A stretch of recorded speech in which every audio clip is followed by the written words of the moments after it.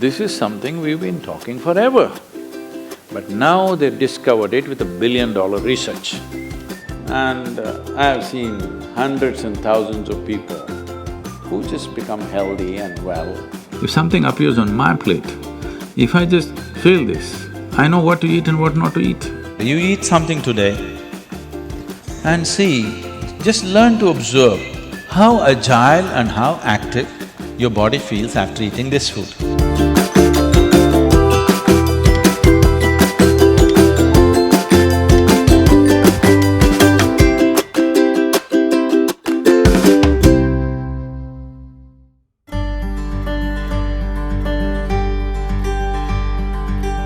The simple thing right now that's a rage in the world is, if you come to our ashram, all the people there who are physically immensely active eat 10 o'clock in the morning, 7 o'clock in the evening, 2 meals. How many doctors have been telling me that they will die of malnourishment, this will happen, that will happen, you must do this, you must do that. I eat only 1 meal a day most of the days. One big meal I eat and that's it. And doctors telling me, no, Sadhguru, the way you're traveling, this will happen, that will happen, you must eat at least once in 4 hours, something you must eat. I said, leave me alone, I'm doing fine. But now, a big university in America comes up with this called intermittent fasting. It's not nonsense, it's good, but they rediscovered something that we have known forever. Now everybody is saying there must be a 16-hour gap. Then all your ailments will go away. What the hell were we saying all these thousands of years? The simple thing is, there are many aspects to this, psychological, physiological. But now cancer is on the rise in the world. A cancerous cell is like a criminal in the society. All of us have in our bodies. Only if they become… their concentration becomes more than what they should be, or they gang up and locate themselves in one place, they become like organized crime. There are pickpockets in Kochi, I'm sure. Hello? There are small-time criminals, individually operating in twos and threes. We don't take it very seriously, we leave it because it happens. But suppose all 100 of them got organized into a organized crime, now we will crack down. Because we know now it becomes a threat to the society. Similarly, cancerous cells are like this. Criminals, they're moving around, doing some damage. Their only problem is, right now, they're generally eating about 8 to 12 times more than what the other cells are eating. So if you just give sufficient break between one meal and the other, most of them will die because they cannot survive. This is something we've been talking forever. But now they've discovered it with $1 billion research. And I've seen hundreds and thousands of people who just become healthy and well simply because they're not fueling up all the time when the tank is filling. In the yoga center, all the time people are physically active. So everybody is very hungry by the time it's 3:30, 4 o'clock in the evening, they're extremely hungry. But we learn to live with that because empty stomach and hunger are two different things. Hunger means your energy levels start dropping. But empty stomach is a good thing. In the yogic sciences, today modern science also is coming in line with this. But what we know by our experience, you will spend $1 billion to come there. Because research is all about how many $1 million, that's how it is. Your body and your brain works at its best only when your stomach is empty. So we always make sure we eat in such a way, how much ever we eat, our stomach must be always empty within 2 to 2.5 hours' time maximum. So we go to bed hungry always. People think they cannot sleep. They can sleep. On an average, for 25 years on an average, I slept only 2.5 to 3 hours. These days I'm getting little lazy and sleeping anywhere between 3.5 to 4.5 hours in spite of the level of travel that I have. When I say level of travel, if I say my level of travel in the next few days, you will fall off your chair. Yes? Should I tell you? No, not necessarily. Because in the next 10 days, I'm in 5 different countries, doing I don't know how many events, all kinds of events. So, you're able to keep this up simply because you don't overeat. It's very, very important. Everybody eats 2 meals, I generally eat only 1 meal, 4:35 in the evening, because I don't like to sit in front of the plate and worry about how much to eat. I like to eat well. So, 4:35 in the evening, if I eat a meal, it's only next day. Is this enough? Am I looking okay? Hello? Because any correction and purification that needs to happen in the body, your stomach needs to be empty. It's very, very important. Otherwise, the purification on the cellular level will not happen. You pile up things and then you have all kinds of problems.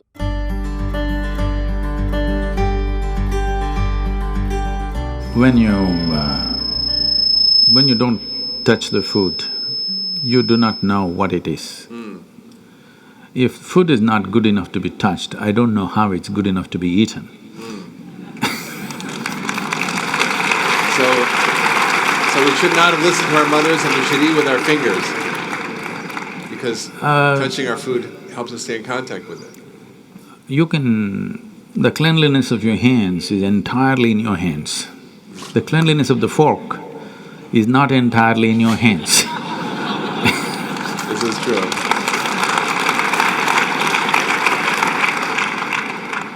And nobody else but you have used these hands.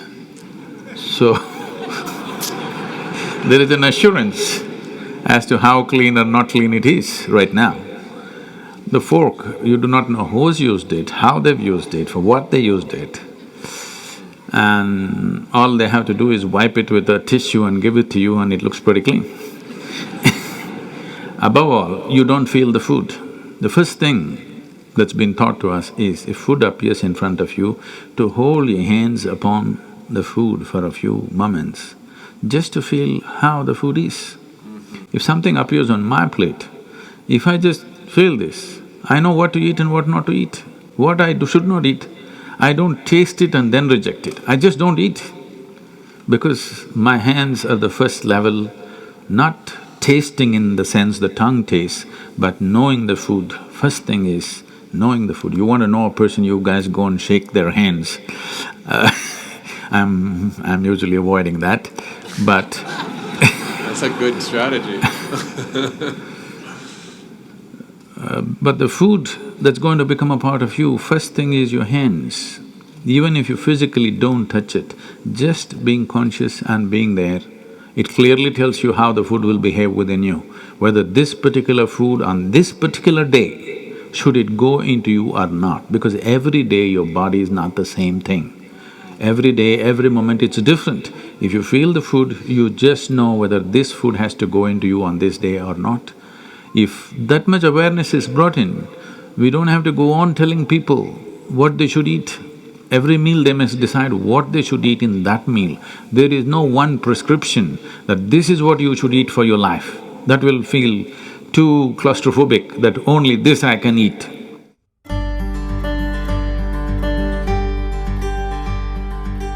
Your selection of food and consumption of food also must happen consciously. More than what you eat, how you eat it is also equally important. When I say how you eat it, these are all live substances. Every one of them had a life of their own, whether it's a plant, animal, vegetable, every one of them had a life of their own. Now in some way, you're making food out of it, you must consume it with utmost gratitude. If you approach it with a certain sense of gratitude and reverence towards the food that you eat, when I say reverence, it may feel like too much for you, but I'm asking you, let's say we put you in a room and you had nothing to eat for 5 days. If God appears in front of you, what will you ask for? Food? So that's how important it is. You must understand the food on your plate is not just a substance, it is not a material, it is not a commodity, it is life. It is the life-making material for you. So you must treat it as such. Right now, when it's on the plate, when it's out there, it has no value, but the moment you consume it and it becomes your flesh and blood, now suddenly it's of immense value. Why do we live like this? It's very important, when it comes on your plate itself, you must treat it as a part of yourself. With great reverence, you must consume. Just the way you consume it, if you change that, food will behave very differently within you. This is what consciousness means. If people say your consciousness has no impact on your life, only chemical structures have impact, I'm very sorry for them because that's not how life works. Human consciousness has a deep and profound impact on everything that we touch, especially the food that we are making another life as a part of ourselves. When we're doing such an act, it's very, very important we treat it with utmost gratitude and reverence.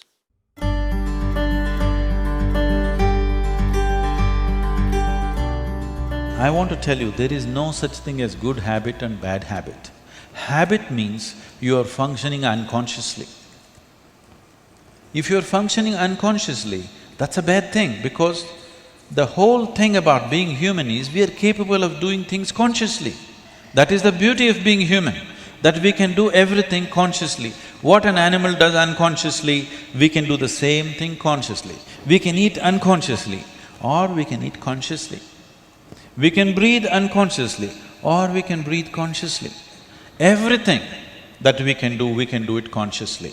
The moment we do something consciously, suddenly that human being looks very refined and wonderful. Just because somebody walks and speaks consciously, doesn't he become a beautiful human being? Yes or no? That's all. So why is it that we are trying to develop habits as if there's a good thing? Habit means fixed realities, where you don't have to think. You get up in the morning and it'll happen to you. No, don't try to automize your life. That is not efficiency, that is the efficiency of the machine. This one is supposed to function intelligently and consciously. Nobody is expecting it to function like a machine. So, about food and stuff, food must be suitable for the body that we eat for. It is for the body. This is a building material for this body, the food that you're eating. What is the appropriate food? Unfortunately, it's all messed up right now. Traditionally, we ate very sensibly in this country, but these 1,000 years of innovations have brought other kinds of food cultures, and today the national diet is pizza or pasta. What is it? Which is one? I don't know. Both were competing. So, we are losing our sense about food. It's definitely time to look at what is the most suitable thing. If I go into that food, it's a very long process, but you must experiment with food, not just by the tongue, but by the body. You eat something today and see, just learn to observe how agile and how active your body feels after eating this food. If it feels like it wants to go to the grave, that's not good food. If it feels like it wants to be alive after eating this, except coffee, because that's a stimulant. If you eat food and your body feels very agile and alive, that means it's good food, body is liking it. If you eat something, it feels dull, that means it's not liking it, it's having difficulty with it, that's why it feels dull. So just on this basis, there's a much… this is a very simplistic way of